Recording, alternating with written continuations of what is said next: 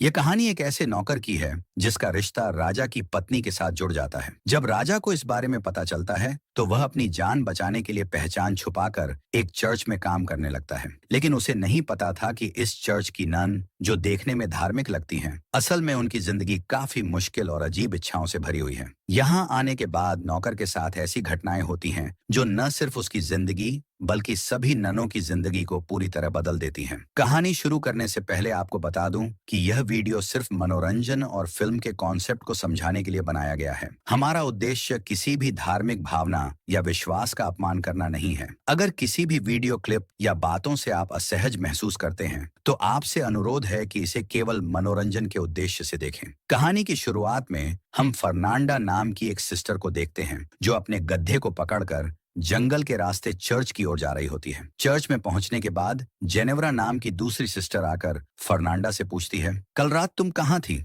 Fernanda जवाब देती है, हमेशा की तरह कल रात भी मेरा गधा भाग गया था और उसे ढूंढते ढूंढते सुबह हो गई। इस पर जेनेवरा कहती है, मैं तो हर रोज गेट अच्छे से लॉक करती हूँ, फिर यह हर रात भाग कैसे जाता है? दोनों इसी बात पर चर्चा कर रही होती हैं। तभी चर्च का माली लुरको आकर उन्हें गुड मॉर्निंग कहता है, लेकिन दोनों उसे डांटकर वहां से भगा देती हैं। इसके बाद अगले सीन में सभी सिस्टर्स चर्च में जाकर सुबह की प्रार्थना करती हैं। प्रार्थना के बाद चर्च की सुपीरियर सिस्टर मरिया फर्नांडा से पूछती हैं, तुम कल रात कहाँ थी? इस पर फर्नांडा जवाब देती है, कल रात मेरा गधा फिर से भाग गया था और मैं उसे ही पकड़ने गई थी। यह सुनकर सिस्टर मरिया कुछ नहीं कहती। अब इस गधे का बार बार भागने का कारण कुछ और ही है जो हमें आगे पता चलेगा। दूसरी तरफ हम अलेसांद्रा नाम की एक और सिस्टर को देखते हैं जो अपने कमरे में बैठकर सिलाई कर रही होती है। वह बहुत उदास थी क्योंकि वह चर्च में नहीं रहना चाहती थी। वह बाहर जाकर अपनी जिंदगी को अच्छे से जीना चाहती थी। दूसरी ओर हम सिस्टर जेनेवरा को देखते हैं जो सिस्टर मरिया के साथ कुछ बातचीत कर रही होती है। तभी एक किताब में उसे एक तस्वीर दिखाई देती है जिसमें किसी अजीब विधि के बारे में लिखा होता है। यह देखकर वह थोड़ी हैरान हो जाती है और कुछ लाइनें पढ़ने के बाद वह किताब वापस रख देती है। वहीं सिस्टर अलेसांद्रा के पापा उससे मिलने आते हैं और दोनों बातचीत करने लगते हैं। उसके पापा कहते हैं, मैं तुम्हारे लिए एक अच्छा लड़का ढूंढ रहा हूँ, लेकिन परेशानी यह है कि जो भी अच्छा लड़का मिलता है वह बहुत ज्यादा दहेज मांगने लगता है। इस पर अलेसांद्रा कहती है, अगर आप चर्च में दान देना थोड़ा कम कर दें तो शायद दहेज के पैसों का इंतजाम हो जाएगा। पर उसके पापा कहते हैं, ये करना सही नहीं रहेगा। तुम चिंता मत करो और अपने करियर पर ध्यान दो। शादी हो या न हो, पर तुम अपनी जिंदगी अच्छे से जी सको, ये ज्यादा जरूरी है। ये सुनकर अलेसांद्रा बहुत दुखी हो जाती है क्योंकि वह शादी करके ही एक अच्छी और खुशहाल जिंदगी जीना चाहती थी। अगले दिन हम तीनों सिस्टर्स को एक साथ देखते हैं जो अपने बुने हुए कपड़ों को लेकर जा रही होती हैं। अलेसांद्रा अपने पापा से हुई बातचीत दोनों सिस्टर्स को बताती है। ये सुनकर वे भी उदास हो जाती हैं। तभी वे वहां लुरको को देखती हैं जो कुछ काम करते हुए उन्हें अजीब नजरों से देख रहा होता है। ये देखकर वे तीनों उस पर गुस्सा हो जाती हैं। अपने दिल का गुस्सा निकालने के लिए वे अंदर जाकर लुरको का सामान फेंकने लगती हैं। इतना करने के बाद भी उनका गुस्सा शांत नहीं होता तो वे उसकी पिटाई भी कर देती हैं। दूसरी तरफ हम इस चर्च के फादर टोमासो को देखते हैं जो सिस्टर्स के बुने हुए कपड़े बाजार लेकर जाने के लिए निकलते हैं। रास्ते में लुरको उनसे मिलता है और कहता है, मुझे माफ कर दीजिए फादर, अब मैं इस चर्च में काम नहीं करना चाहता। इस पर फादर उसे समझाते हैं, अब आगे से ऐसा कुछ नहीं होगा, लेकिन लुरको उनकी बात नहीं मानता और वहां से चला जाता है। इसके बाद हम चर्च से कुछ मील दूर एक घर में लॉर्ड ब्रूनो नाम के एक जमींदार को देखते हैं जो अपनी पत्नी फ्रांसिस्का के साथ खाना खाते हुए बातें कर रहा होता है। लेकिन फ्रांसिस्का का ध्यान उनके नौकर मसेटो की तरफ होता है और मसेटो भी अपनी मालकिन को देख रहा होता है। दोनों को देखकर ऐसा लग रहा था कि उनके बीच कोई चक्कर है। फिर रात होते ही हम देखते हैं कि फ्रांसिस्का और मसेटो बिस्तर पर एक राउंड खत्म कर चुके होते हैं। फ्रांसिस्का कहती है, मेरा पति मुझे खुश नहीं कर पाता, उसे बस अपनी शान और शौकत की बातें करनी आती हैं। इसके बाद दोनों दूसरे राउंड के लिए तैयार होने लगते हैं। तभी कमरे में ब्रूनो के आने की आवाज सुनकर मसेटो खिड़की से कूदकर भागने की कोशिश करता है, लेकिन ब्रूनो आकर उसे पीछे से देख लेता है और उसका पीछा करते हुए सभी नौकरों के घर में चला जाता है। मगर मसेटो पहले ही वहां पहुंचकर सोने का नाटक करने लगता है। इसके बाद ब्रूनो सभी नौकरों को चेक करने लगता है कि किसकी दिल की धड़कन तेज है। चेक करते हुए जब वह मसेटो के पास आता है तो उसे शक हो जाता है कि यही वह नौकर है, लेकिन अंधेरा होने की वजह से वह उसे पहचान नहीं पाता। इसलिए वह मसेटो के कुछ बाल काट लेता है ताकि सुबह होने पर उसे पता चल सके कि इस हिमाकत को करने वाला असल में कौन था। ब्रूनो के जाते ही मसेटो उठकर अपने सभी साथियों के बाल भी थोड़ा थोड़ा काट देता है ताकि ब्रूनो उसे पहचान न सके। सुबह होते ही ब्रूनो सभी नौकरों को लाइन में खड़ा करता है और एक एक करके उनके बाल चेक करने लगता है। लेकिन सभी के बाल थोड़े थोड़े कटे हुए होते हैं, जिससे वह यह तय नहीं कर पाता कि असली आदमी कौन है। इसके बावजूद वह समझ जाता है कि जो भी है वह बहुत होशियार है। गुस्से में वह सभी को धमकी देता है, मैं जिसे ढूंढ रहा हूं, अगर मैंने उसे पकड़ लिया तो उसका काम तमाम समझो। फिर सभी नौकरों को सजा के तौर पर उनके बाल पूरी तरह कटवाकर छोटे करवा देता है। अगले दिन जब फ्रांसिस्का और ब्रूनो खाना खाने बैठते हैं तो ब्रूनो अपनी पत्नी को चेतावनी देते हुए कहता है, तुमने जो भी किया वह सही नहीं था। मैं जानता हूं कि तुम भी इन सब में शामिल हो। अगर वह नौकर एक बार मेरे हाथ लग गया तो मैं उसके साथ साथ तुम्हें भी खत्म कर दूंगा। लेकिन फ्रांसिस्का ब्रूनो से बिल्कुल भी नहीं डरती और जवाब देती है,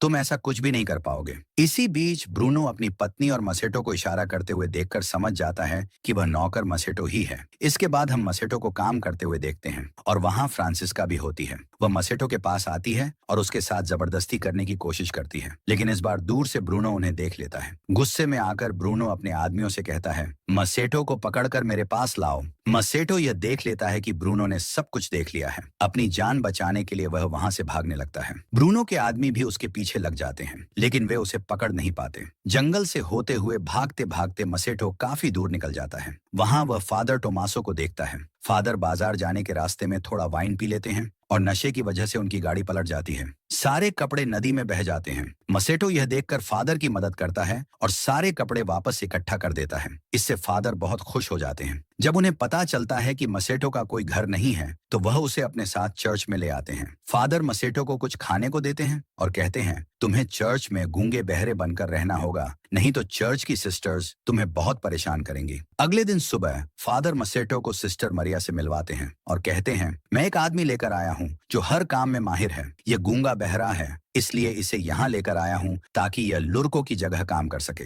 ये सुनकर सिस्टर मरिया भी मसेटो को काम पर रख लेती हैं। उसी दिन से मसेटो काम पर लग जाता है, लेकिन सिस्टर एलेसांद्रा और फर्नांडा को यह नहीं पता होता कि मसेटो को काम पर रखा गया है। फर्नांडा उसे घुसपैठिया समझकर भागते हुए उसके पास आती है और कुल्हाड़ी दिखाकर डराने लगती है। वह उससे पूछती है, तुम कौन हो? तभी सिस्टर एलेसांद्रा सिस्टर मरिया को लेकर आती है। मरिया बताती है, यह हमारा नया माली है जिसका नाम मसेटो है और यह गूंगा बहरा है। मरिया की बात सुनकर फर्नांडा मसेटो को छोड़ देती है। इसके बाद हम सिस्टर मरिया और एलेसांद्रा को देखते हैं, जहां मरिया बताती हैं, तुम सिस्टर्स ने मिलकर जो कपड़े बुने थे उन्हें फादर से बाजार जाते समय लुटेरों ने जबरदस्ती छीन लिया। मुझे अफसोस है कि तुम लोगों की मेहनत बेकार चली गई। फिर मरिया आगे कहती हैं, अब से कपड़े बुनने का काम बढ़ाने के लिए हम कुछ और लोगों को भी ले आएंगे ताकि कम समय में ज्यादा कपड़े बनाए जा सकें। इसके बाद एलेसांद्रा को वायोला नाम की एक बूढ़ी नन के साथ कपड़े बनाने का काम करते हुए दिखाया जाता है। इस दौरान उसे कपड़े बनाने की फ्रेम टूट जाती है। फ्रेम को ठीक करवाने के लिए वह मसेटो के पास जाने लगती है। तभी सिस्टर जेनेवरा एलेसांद्रा को जाते हुए देख लेती है और छिपकर उस पर नजर रखने लगती है। एलेसांद्रा मसेटो से कहती है, इस फ्रेम को ठीक कर दो।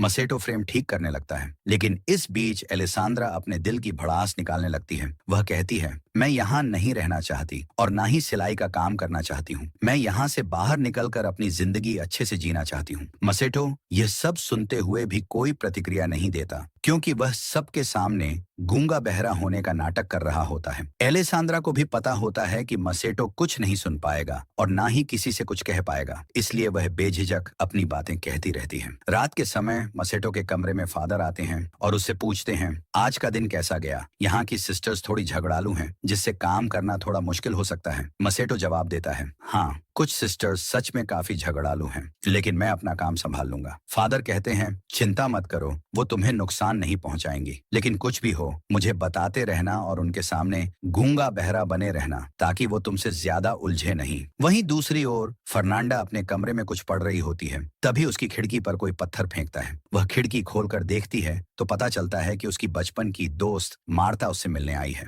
इसके बाद दोनों एलेसांद्रा के कमरे में जाती हैं। तीनों मिलकर वाइन पीने लगती हैं। कुछ देर बाद सिस्टर जेनेवरा भी वहां आ जाती है और फिर सभी मिलकर मजे करने लगती हैं। फिर ड्रिंक करते हुए वे रोमांटिक बातें करने लगती हैं। मार्ता उन्हें लड़कों के बारे में कई बातें बताने लगती हैं और कहती है कि एक खास जड़ी बूटी है जिसे सही तरीके से इस्तेमाल करके लड़कों को आकर्षित किया जा सकता है। यह सब सुनकर बाकी तीनों भी खूब मजे लेती हैं। अगले दिन जब मसेटो काम कर रहा होता है तो एलेसांद्रा वहां आती है। वह मसेटो से कहती है, मैंने तुम्हारे लिए यह रुमाल बनाया है। फिर वह रुमाल से मसेटो के पसीने पोंछने लगती है और उसके पास बैठकर उससे बातें करने लगती है। दरअसल पिछली रात मार्ता की रोमांटिक बातें सुनने के बाद एलेसांद्रा के मन में रोमांटिक ख्याल आने लगे थे। बातों बातों में वह अचानक मसेट को किस कर लेती है। मसेट भी इस मौके को बिना गवाए उसी समय एलेसांद्रा के साथ तूफान और भूकंप के मजे लेने लगता है। लेकिन तभी चर्च की घंटी बजती है, जिससे मसेट घबरा जाता है। एलेसांद्रा भी जल्दी से खुद को संभालती है और चर्च में प्रार्थना करने चली जाती है। लेकिन प्रार्थना के दौरान फर्नांडा एलेसांद्रा के स्कार्फ और नाखूनों में मिट्टी लगी हुई देखती है। अगले सीन में जेनेवरा और फर्नांडा कपड़े धो रही होती हैं। तभी वहां एलेसांद्रा आती है,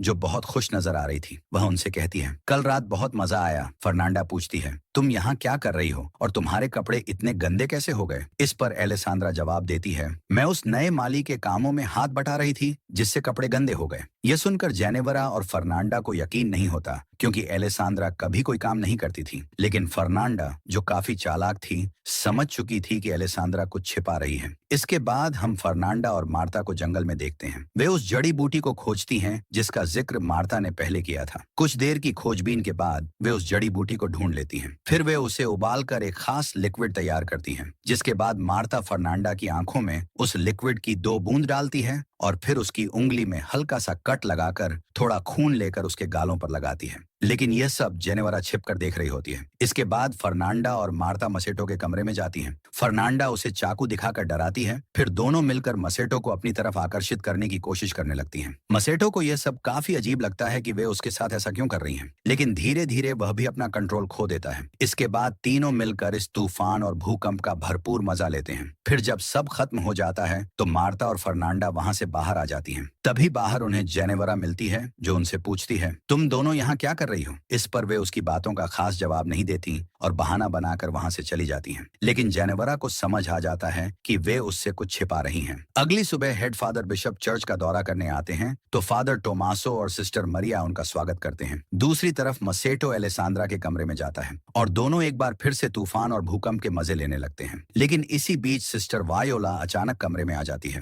पहले तो मसेटो और एलेसांद्रा उसे नोटिस नहीं कर पाते, लेकिन अचानक मसेटो उसे देखकर बोल पड़ता है। यह सुनकर एलेसांद्रा चौंक जाती है। वायोला के आ जाने से दोनों घबरा जाते हैं। एलेसांद्रा तुरंत खुद को संभालती है और वायोला की मदद करने का नाटक करने लगती है, जबकि मसेटो जल्दी से बिस्तर के नीचे छिप जाता है। उनकी किस्मत अच्छी थी, क्योंकि सिस्टर वायोला सुन नहीं सकती थी, इसलिए वह उनकी हरकतें नहीं समझ पाई। बाद में मसेटो बिना कोई आवाज किए खिड़की से बाहर निकल जाता है। अगले दिन जेनेवरा मसेटो को आराम करते हुए देखती है और उसे आकर्षित करने के लिए जड़ी बूटी बनाती है, लेकिन वह इसे अपनी आंखों में डालने के बजाय पी लेती है। फिर वह अपने हाथ से खून निकालकर अपने गालों पर लगा लेती है। इस दौरान अलेसांद्रा मसेटो के कमरे में आती है और उससे पूछती है कि उसने क्यों झूठ बोला कि वह गूंगा है। इतने में जेनेवरा के आने की आवाज सुनकर अलेसांद्रा एक कोने में छिप जाती है और मसेटो सोने का नाटक करने लगता है। जेनेवरा, जो जड़ी बूटी के नशे में थी, मसेटो के पास जाकर उसे चिपकने लगती है और अजीब अजीब हरकतें करने लगती है। लेकिन फर्नांडा के आने की आवाज सुनकर वह भी छिप जाती है, जहां पहले से अलेसांद्रा थी। एक दूसरे को देखकर दोनों चौंक जाती हैं। फिर फर्नांडा कमरे में आती है और चाकू से डराकर मसेटो के हाथ बांध देती है और उसकी आंखों पर पट्टी बांध देती है। फिर वह उसे डराकर और धमकाकर जंगल की तरफ ले जाने लगती है,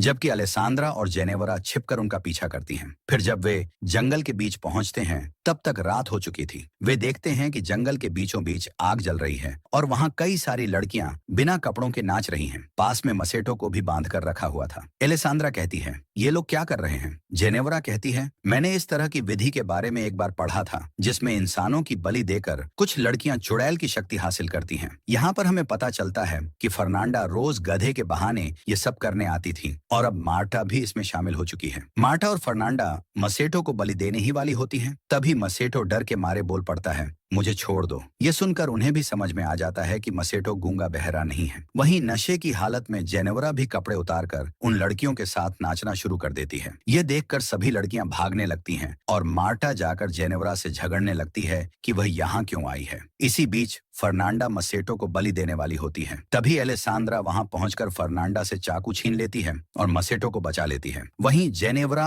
और मार्टा के हाथापाई में जेनेवरा मार्टा को डंडे से मारकर बेहोश कर देती है। फिर उसके कपड़े पहनकर वह गधे को लेकर चर्च की तरफ भाग आती है। चर्च पहुंचकर वह चिल्लाने लगती है कि फर्नांडा एक चुड़ैल है और यह सब आवाज सुनकर फादर बिशप बाहर आते हैं तो जेनेवरा आकर उन्हें बताने लगती है कि फर्नांडा एक चुड़ैल है। इतने में फर्नांडा, एलेसांद्रा और मसेटो भी वहां पहुंच जाते हैं। एलेसांद्रा फादर से कहती है ये झूठ बोल रही है और आज इसने वह जड़ी बूटी लिया था और नशे की हालत में बकवास कर रही है। पर जेनेवरा कहती है नहीं, मैं झूठ नहीं बोल रही हूँ, ये सब एक साथ मिले हुए हैं और ये दोनों इस माली के साथ इंटीमेट भी हो चुके हैं। ये सुनकर फादर बिशप मरिया को बुलाकर बाहर लाते हैं और पूछते हैं कि ये सब क्या हो रहा है। तभी फादर टोमासो भी मरिया के कमरे से बाहर आते हैं, जिसे देखकर सभी लोग हैरान रह जाते हैं और फादर बिशप भी समझ जाते हैं कि इस चर्च में अब तक क्या चल रहा था। इसके बाद अगले दिन फादर बिशप एक एक करके सभी को सजा सुनाते हैं और भगवान से माफी मांगने के लिए कहते हैं। फादर टोमासो को सबसे बड़ी सजा मिलती है क्योंकि उन्होंने फादर होने का गलत फायदा उठाया था।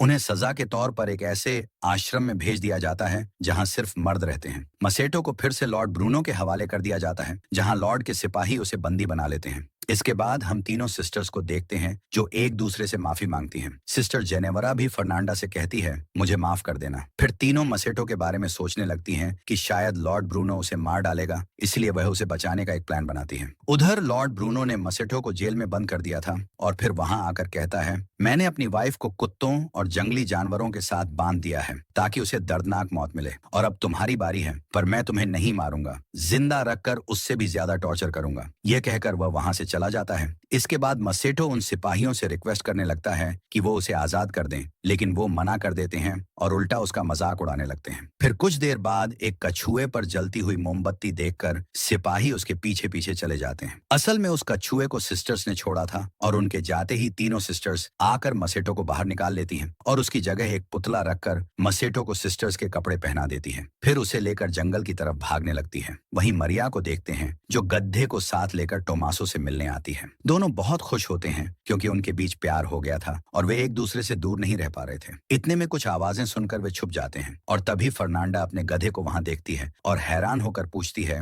कि यह गधा यहाँ कैसे आया, लेकिन जेनेवरा उसे वहां से ले जाती है। फिर उनके जाने के बाद मरिया और टोमासो बाहर आते हैं और वे समझ चुके थे कि उन तीनों सिस्टर्स ने मसेटो को छुड़वा लिया है। उनकी शरारत देखकर वे एक दूसरे को मुस्कुराते हुए देखते हैं और दोनों एक साथ वहां से जाने लगते हैं और इसी के साथ कहानी यहीं पर खत्म हो जाती है।